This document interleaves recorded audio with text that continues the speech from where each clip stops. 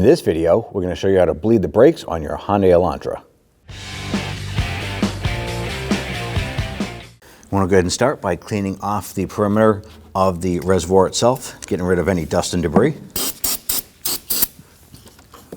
We don't want to have anything fall into the reservoir when we open it up. Now normally what you want to do is open this up and you would use an evacuation tool to suck out as much of the fluid out of the reservoir as possible. However, this vehicle has a screen inside that you cannot remove. So simply at this point here, we're going to seal this back up. I also want to make sure that your fluid is topped off here to the max line. So at this point here, we're going to go ahead and start our brake bleeding process, starting at the right rear. Then we're going to proceed to the left front, then going to the left rear, and then ending at the right front. Now on the back side of our backing plate here, you're going to find the bleeder screw. Now our particular model vehicle has a rubber cap here. You can simply grab that and you can pop that off normally. Now if yours doesn't have the rubber cap, that's totally fine. It does not affect the operation of the vehicle or the brakes. You're going to use a 10mm wrench here, and I'm going to use the box side, and we want to crack this open. Now once that's loose, I'm going to snug it back up just a little bit. Then I'm going to put on my drain hose here so I can capture this fluid while we're bleeding it.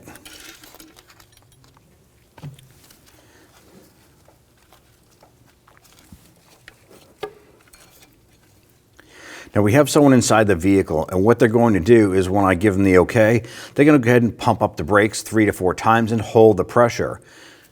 Then I'm going to go ahead and open up this bleeder screw and let the fluid come out, and we're going to watch for air bubbles, and we also want to watch for just consistency of fluid coming through here. And then once that brake pedal goes to the floor, they will inform me. We'll tighten up the bleeder screw, and we're going to repeat this process 3 to 4 times.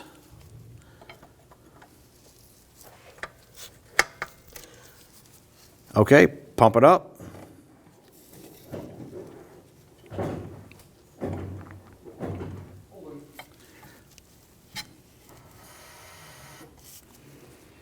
Pump it up.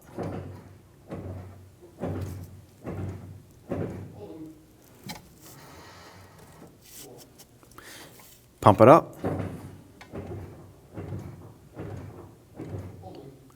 Now what we watched for was the initial air bubbles that were coming out of the unit itself. We're getting a steady stream of fluid coming out, and we're going to do it one more time.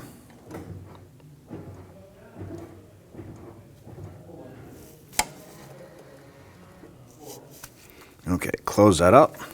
We're going to remove our hose here, and the person inside the vehicle can now release the brakes.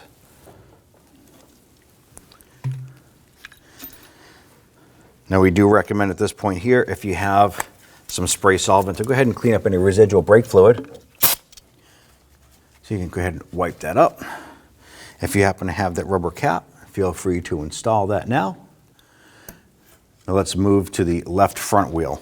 Now with the left front wheel, we have the wheel turned out a little bit to go ahead and give us a little better access to the bleeder. Go ahead and repeat. Remove the rubber cap if you have it.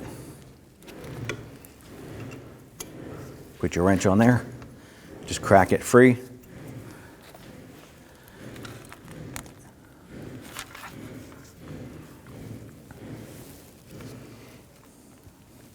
Okay, go ahead and pump up the brakes.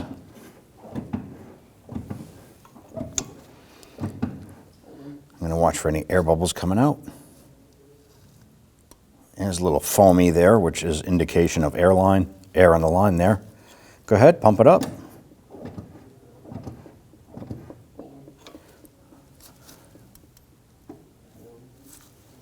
Pump it.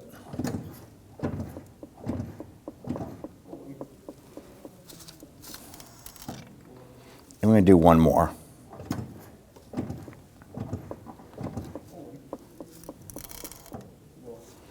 All right. At this point here, we're going to remove our drain hose here.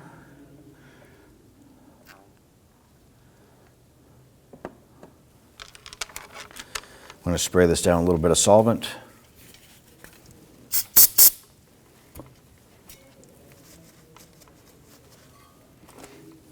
and install our cap.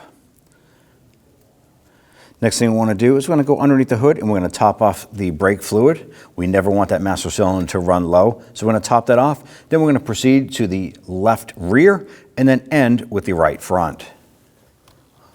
Open up the reservoir using the appropriate brake fluid. I'm going to go ahead and fill this up.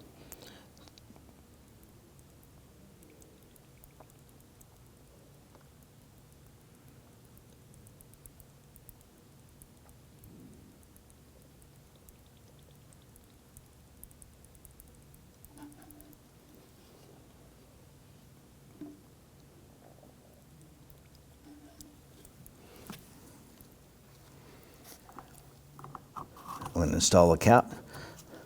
Now that our reservoir is topped off, let's go ahead and repeat the process for the last two wheels. Now that we're done bleeding the other two wheels, open up the reservoir. We're going to go ahead and top this off, just like we did earlier.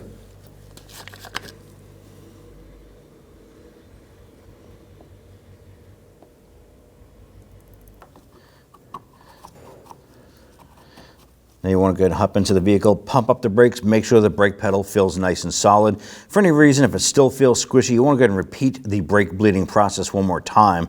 Make sure that pedal feels good. Now you want to go ahead and install your wheels, torque down the lug nuts to 80 foot-pounds, and then you can go for a road test.